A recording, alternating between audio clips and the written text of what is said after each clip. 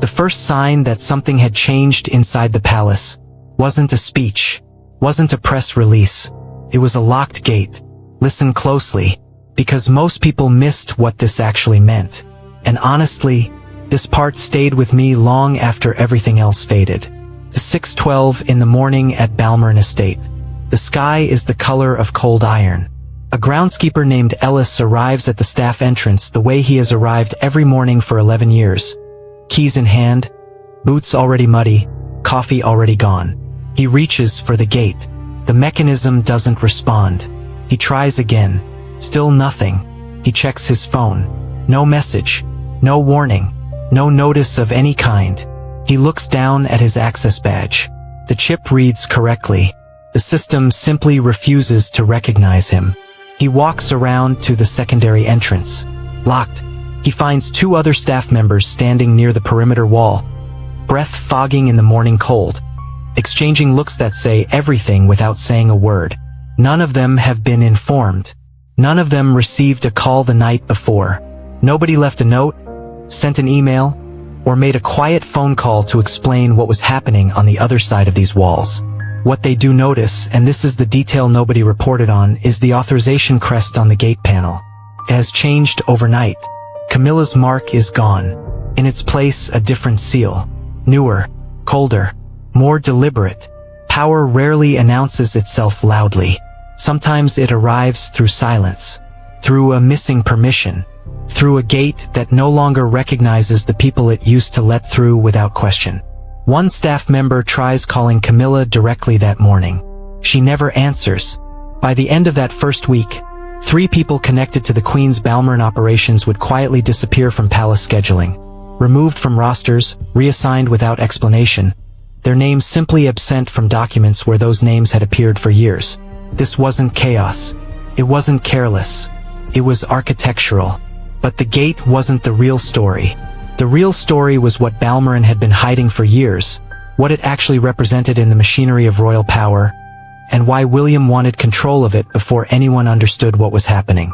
Before we go deeper into what this really means for the royal family, make sure to subscribe so you don't miss a single update, because what happened behind those gates only became stranger from there.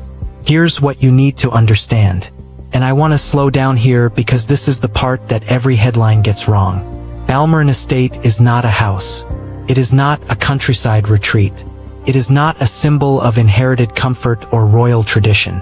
People who describe it that way are describing the wallpaper. They are not describing the walls. Balmoral is a financial nerve center disguised as a historic property. Let me explain what that actually means. Estates of this classification inside the British monarchy operate on 3 simultaneous levels. The first is the ceremonial level, the one the public sees. Gardens, portraits, charitable foundations with royal crests on their letterheads.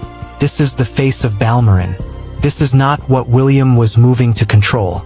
The second level is the influence network. Decades of quiet relationships, cultivated through proximity. Donors who attended private dinners at Balmoral carry something away that no public event can replicate. The sense of being trusted, of being known, of having stood in a private room where very few people are invited to stand. Those relationships translate into financial commitments, political goodwill, and access channels that cannot be manufactured through a press office. They have to be grown, slowly, over years. Balmoral grew them. The third level, and this is the one nobody discusses publicly, is the heritage contract infrastructure. Agreements made through estate trustees. Legal arrangements that determine which advisors remain embedded in the institution, which financial structures continue operating, and which channels of communication between the royal household and its most significant external relationships remain intact or get severed. These contracts don't appear in newspapers. They don't get debated in Parliament. They live inside institutional frameworks that most people never know exist until someone changes the lock on a gate at 6 in the morning. Control Balmoral. Control all 3 levels. William understood this. People think crowns are symbols. But symbols survive because someone controls the machinery underneath them. And Balmoral was a significant piece of that machinery. One that had been operating under Camilla's administrative oversight for long enough that her loyalists had become embedded inside its structures the way roots grow beneath stone. Quietly, invisibly, until someone tries to move the stone. That same week, a junior accountant inside the estate's financial administration flagged something unusual: irregular transfers, dated to a restructuring agreement from years earlier. The kind of documentation that exists in every large institution, bureaucratic, dry, easy to overlook. Except when William's advisors traced the origin date of those agreements, they found a timestamp that stopped the room. The discussions had begun while Princess Diana was still alive. Some children inherit wealth. Others inherit emotional memory. I want you to think about something for a moment. Think about what it does to a person, specifically a child, to watch the institution surrounding them shift alliances the moment the person they love most disappears from it. To watch rooms that were warm become formal. To watch faces that smiled become careful. To understand, without anyone explaining it, that their grief is professionally inconvenient. William was 15 years old when Diana died. 15. Old enough to feel everything. Young enough to have no framework for what he was feeling. Osric, the groundskeeper who would tend Balmoran's eastern gardens for over 3 decades, remembers seeing the young prince during a visit to the estate approximately 18 months after the funeral. He wasn't there for any official function. He simply walked the gardens, the path along the north wall, the small greenhouse where Diana had apparently liked to sit in the early mornings, away from the formal spaces of the house. Osric watched him stand in the rain outside that greenhouse for a long time. He didn't go in. He didn't try the door. He just stood there in the wet, hands at his sides, looking at the glass like he was trying to memorize what was on the other side of it before it was taken away. This is not a detail from a biography. This is not a palace source speaking on record. This is a quiet man in his 70s describing what he saw with his own eyes, standing far enough away that the boy didn't know he was being watched. What Osric remembers most is not the grief. Grief was visible in William for years, in the way it is visible in anyone who carries it honestly. In the eyes, in the stillness, in the slight delay before a smile reaches completion. What Osric remembers is the control, the deliberateness. Even at 15, standing in the rain, this was not a child dissolving into emotion. This was a child learning, in real time, how to fold everything inward and keep walking. Osric once said that William asked him a question he never forgot. The boy had appeared beside him near the east wall, unannounced, while Osric was clearing frost from the stone pathways. Neither of them spoke for a while. Then William asked quietly, without looking at him, "Do palaces ever love people back?" Osric didn't answer. He didn't know how to. William nodded once, as if the silence was the answer he had expected, and walked away. Years later, that same grieving boy would return to Balmoran. Not heartbroken anymore. Not lost in a frost-covered garden looking for something that was no longer there. Prepared.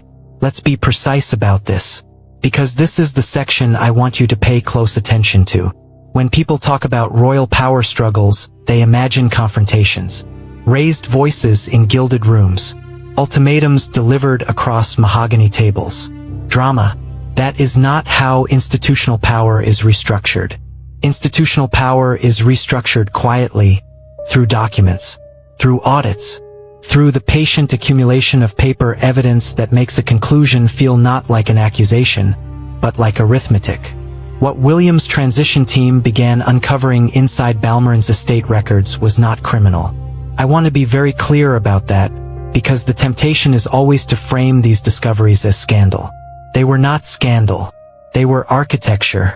Someone had very carefully, over a very long time, designed a set of legal and financial structures that concentrated influence, donor relationships, advisory contracts, operational authority, in a way that would survive any transition at the top, as long as the people embedded inside those structures remained in place. Succession loopholes. Legal trusts established through estate management agreements. Financial layering across heritage contracts that technically belonged to the estate but practically served as instruments of relationship management for Camilla's network of advisors and loyalists. Not illegal. Not scandalous. Simply designed to be invisible. The most effective power structures are not built to look like power structures. They are built to look like administration. That is what made this particular architecture so durable. Nobody reviewing these contracts in isolation would see anything alarming. It was only when you laid them out sequentially, when you traced the dates and the names and the financial flows, that the design became visible. Williams' legal advisors completed that trace. The report they produced was 43 pages. Single-spaced. Most of it was dry reading, restructuring timelines, trust beneficiary chains, authorization signature histories. The kind of material that makes eyes glaze over in any other context. One signature on an older restructuring file reportedly made Williams stop speaking for nearly 30 seconds. Not because the signature was unexpected, because of the date beside it. The date stamp on the discussion that produced that agreement, the document that began the process of embedding Camilla's advisory infrastructure into Balmorn's operational core.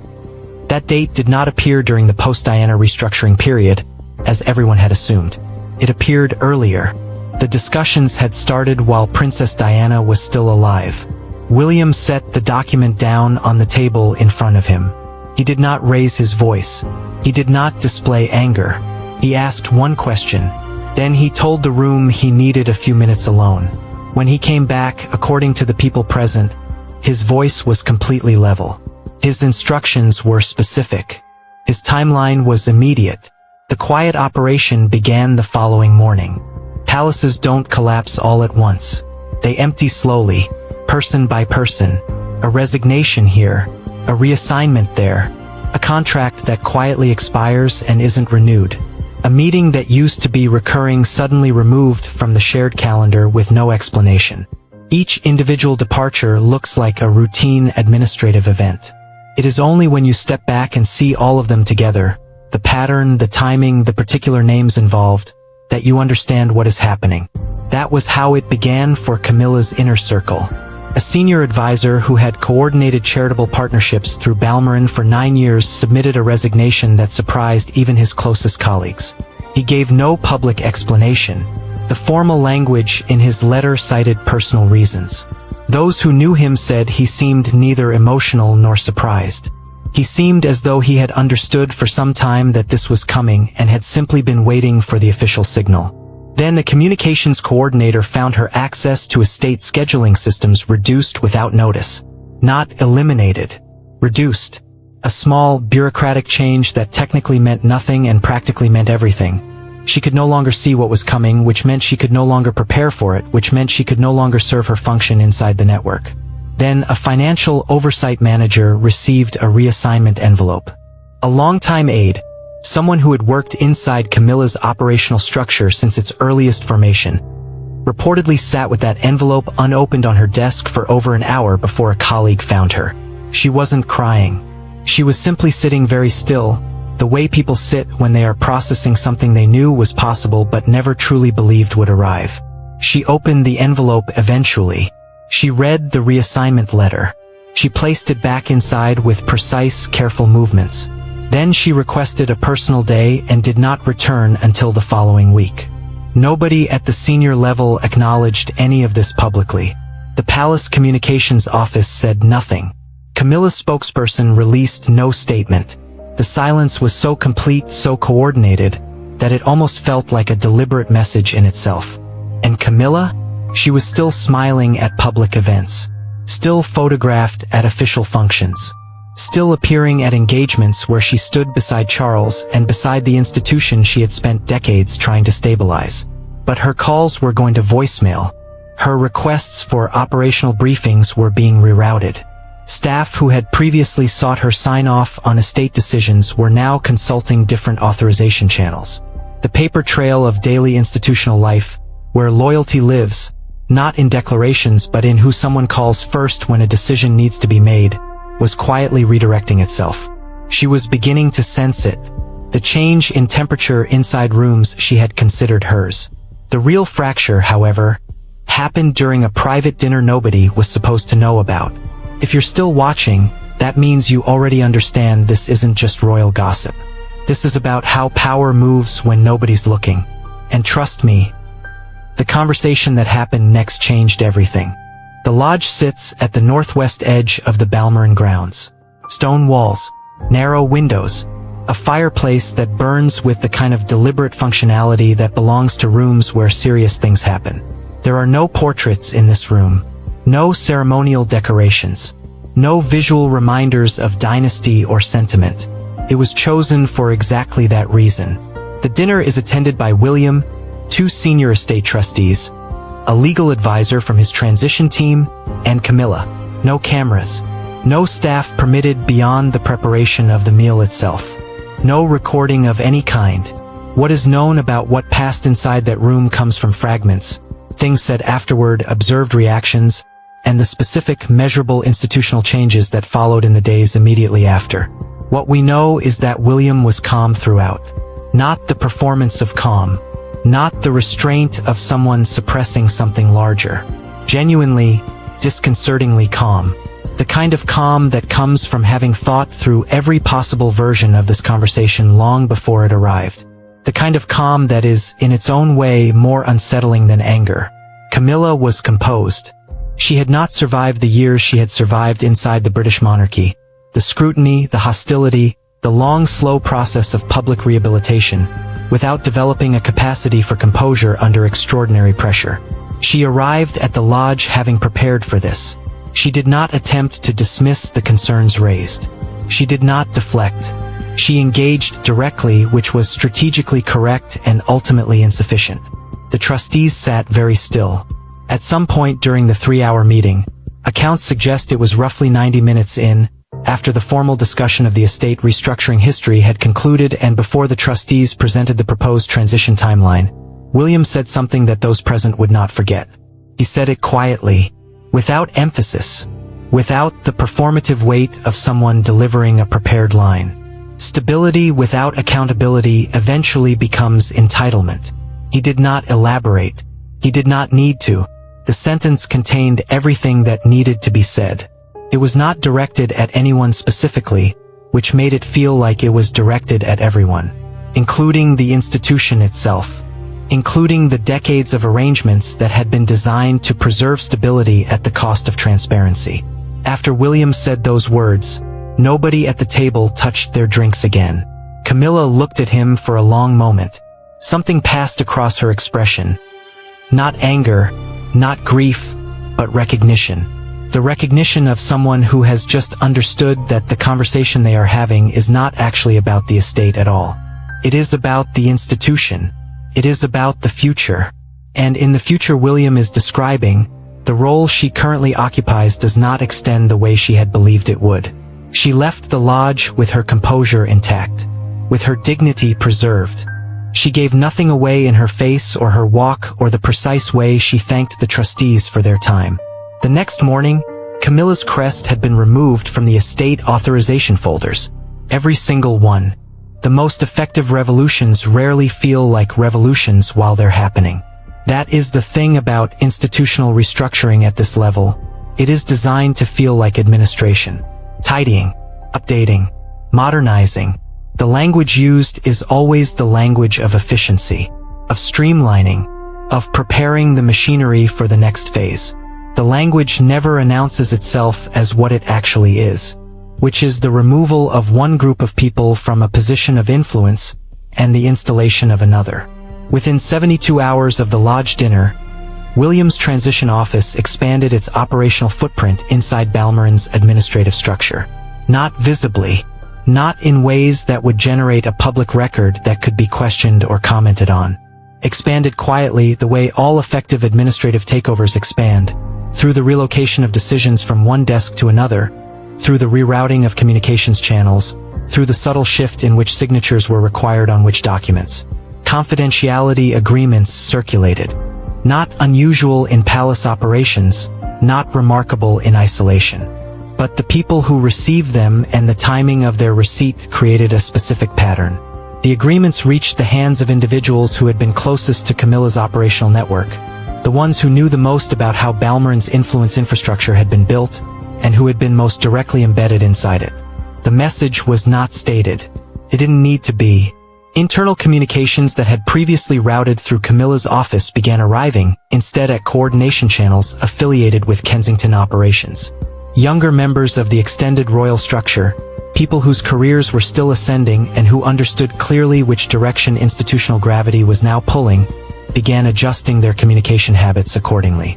Not dramatically, not publicly, quietly, the way anyone adjusts when they sense that the architecture of the room they are standing in has changed.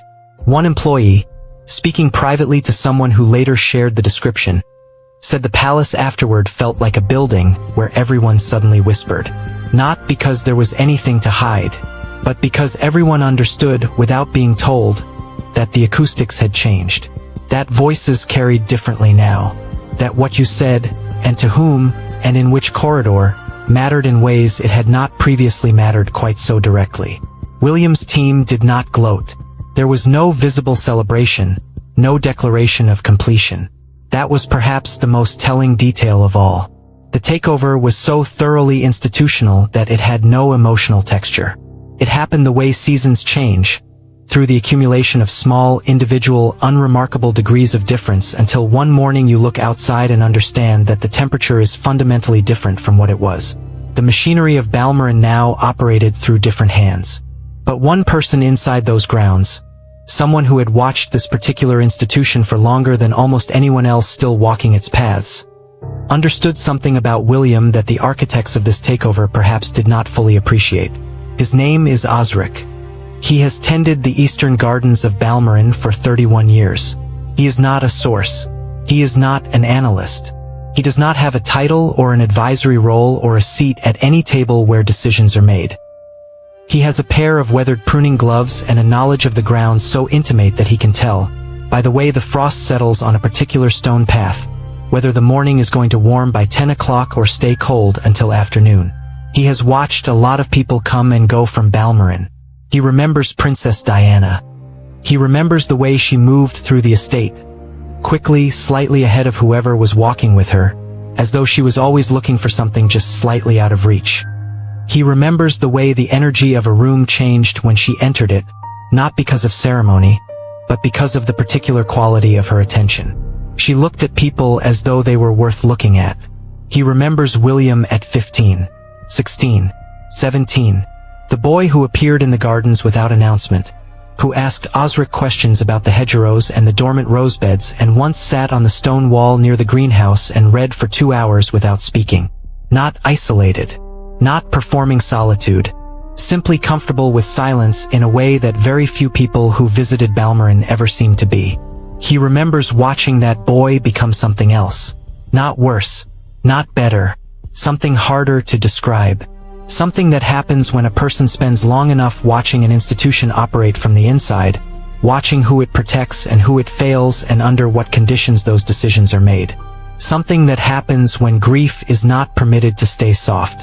Institutions don't always destroy people, Osric once said to a colleague. Sometimes they rebuild them into something colder. When William returned to Balmoral after the lodge dinner, 3 days later, in the early morning, alone, Osric saw him walking the same eastern path he had walked years before as a teenager. Same route, same pace, the greenhouse ahead of him, windows cold and still in the dawn light. This time, William didn't stop outside the glass. He walked past it without slowing. Osric watched from the far end of the garden, hands at his sides, silent the way he was always silent when something important was happening in front of him. William stopped near the frozen fountain at the center of the path. He stood there for a long moment, looking out across the grounds, at the stone walls, at the bare trees, at the gray expanse of the estate spreading in every direction around him. Then he said something quietly to himself, or perhaps to no one, or perhaps to the garden itself. Osric couldn't hear the words from that distance, but he watched William's expression when he said them. He later admitted it frightened him. The cruelest thing about institutional exile is that it often happens while the cameras are still smiling. Camilla appears at the official engagement 3 weeks after the lodge dinner. She is photographed arriving. She is photographed standing in the correct position beside Charles. She is photographed greeting the assembled guests with the ease of someone who has performed this particular function hundreds of times, which she has. Her clothing is correct. Her expression is warm. Nothing in the public record of that afternoon suggests that anything has changed. Behind the photograph, things have changed profoundly. The invitation to that engagement reached her through the standard ceremonial channels. But two invitations she might have expected. One to a private briefing session related to Balmoran's upcoming heritage partnerships. One to a donor coordination meeting she had attended the previous 3 years without interruption, did not come. They were not revoked. That would have created a paper trail, a decision that could be examined, a moment that could be pointed to. They simply weren't sent. The meeting schedules were updated. Her name didn't appear on the new versions. No one called to explain the omission. No one was required to.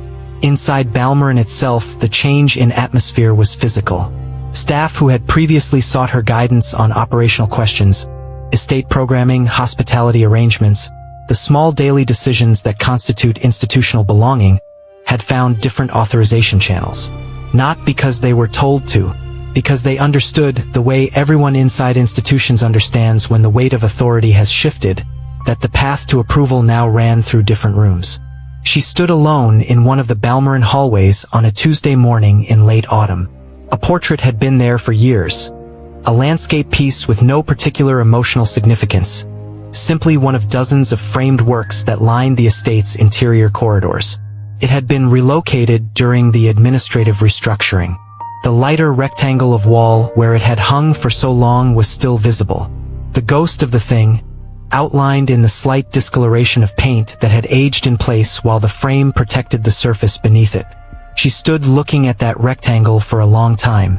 She was not weeping. She was not visibly distressed. She was simply standing in a corridor where something used to be, and understanding, with the full and quiet weight of it, that the absence was not accidental and was not temporary. Power had moved.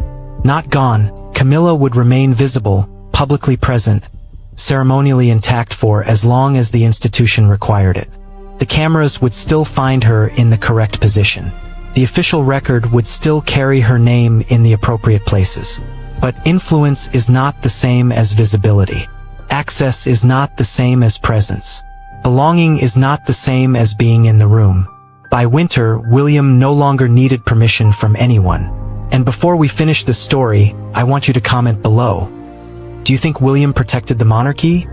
Or quietly became the very thing he once hated? Stand at the edge of Balmoran's northern grounds at dawn. The light comes slowly here. Not the sudden brightness of open country, but a gradual, reluctant illumination that moves across the stone walls and the bare hedgerows and the frosted paths with something that feels almost like reluctance. As though even the light understands that this place does not reveal itself quickly. William stands here now, not in celebration, not in the posture of someone who has won something. Standing the way he has always stood when the rest of the world is still asleep. Quietly, with a stillness that is not peace exactly but something adjacent to it. The stillness of someone who has completed a very long calculation and has arrived, at last, at the number they expected. The estate is his now. Not in the ceremonial sense, the legal structures, the authorization frameworks, the operational channels, all of it redirected, all of it aligned with the office he will one day occupy completely. Balmoran no longer operates as a separate power center with its own embedded loyalties and its own carefully constructed lines of influence. It operates as an extension of what William is building. A foundation rather than a competing floor. He is not yet king. That formality remains ahead of him, tied to a timeline no one controls and everyone quietly watches. But the mechanisms of succession, the real ones, not the ceremonial ones, do not wait for funerals and proclamations. They move early, in the gray hours, through access panels and restructured authorization chains and the quiet redistribution of institutional gravity. What William has done at Balmoran, people will eventually understand, was not revenge for Diana. It was not punishment for Camilla. It was not the emotional settling of an old account. It was something colder and, depending on how you look at it, either more admirable or more troubling than any of those things. It was preparation. The grief that once made a 15-year-old boy stand in the rain outside a greenhouse, asking the garden whether palaces ever loved people back. That grief did not disappear. Transformed. The way emotional memory transforms in people who survive institutions long enough to understand them from the inside. It became data. It became intelligence. It became the particular, quiet capability of someone who has watched the machinery fail the people he loved and has spent 20 years learning exactly which components to change and how. Maybe that's what power does to people who come to it through loss. Maybe it doesn't harden them so much as it clarifies them. Strips away the softness that grief leaves, the hope that things might work differently, the belief that institutions are capable of the warmth they display in photographs. Maybe the saddest thing about power isn't what it takes from people. It's what it slowly turns them into. William walks the eastern path as the light finally reaches the stone. Past the greenhouse, past the frozen fountain, past the rectangle of frost where Osric left his cart hours earlier. He doesn't pause. He doesn't look back. He already knows what's behind him. Tell me honestly, if someone spends years watching institutions wound the people they love, what happens when they finally inherit those institutions themselves? Does that make them the protector? Or does it make them the institution?